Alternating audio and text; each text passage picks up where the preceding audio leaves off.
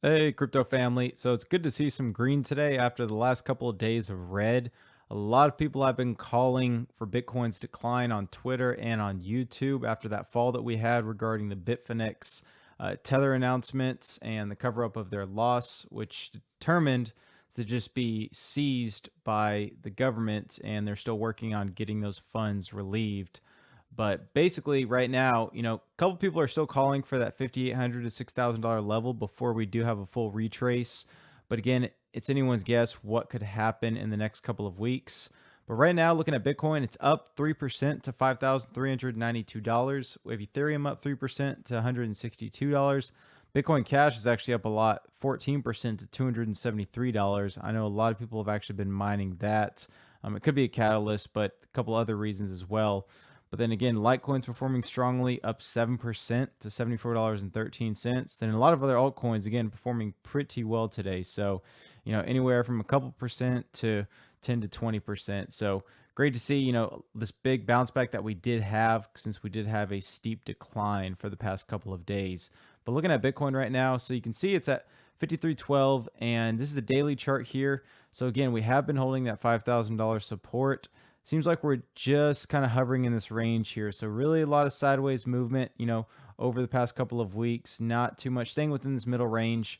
Right now, we're either looking for it to break 5,500 or for it to break down below 5,000. Now, one thing I want to point out is one, the RSI is a tad overbought, but it's still 60, so still plenty of room to run.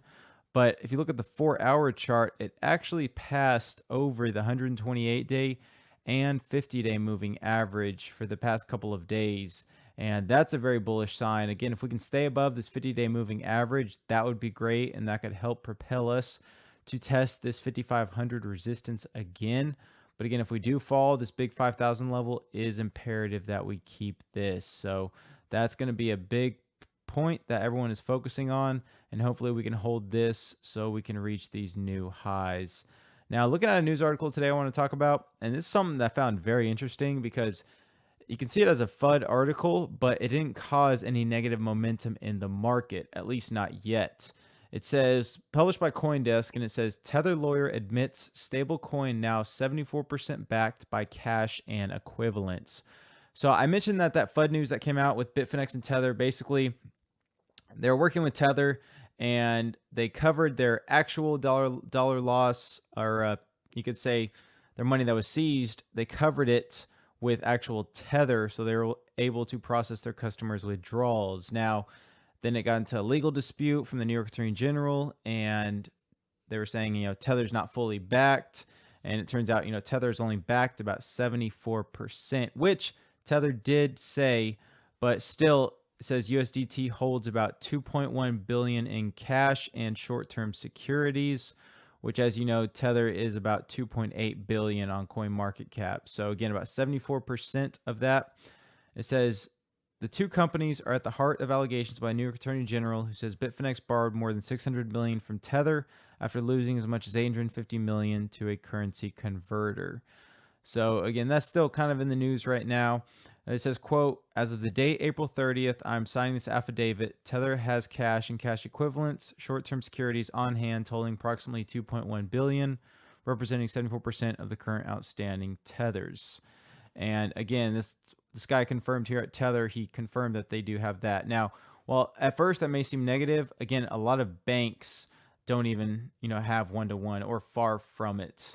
As you know, I mean, banks, if everyone wanted to withdraw their money, if there was a run on the banks, they could not cash out every single dollar that they were holding. So just like any other company, based on the legality of it and based on the contract that they signed at the time, which Tether's saying when they signed the contract, it did not specifically state a one-to-one.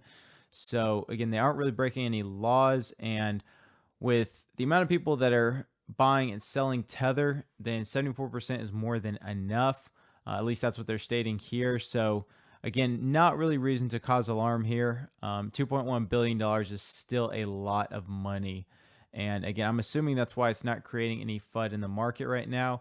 But again, Bitfinex and Tether are still working with the New York Attorney General and complying with any questions they may have and any investigations that are ongoing. So that's something that you could be seen as a positive or a negative, but really I see this as positive since at least finally they've come out and given a hard number as, hey, this is the amount of Tether that we can back and the actual fiat that we have. And it's not really a mystery anymore. So just something I wanted to bring up in case anyone starts talking about it. But with that, if y'all enjoyed this video, please give it a like, comment if you have any questions, and please subscribe if you haven't. Till next time, thanks for watching.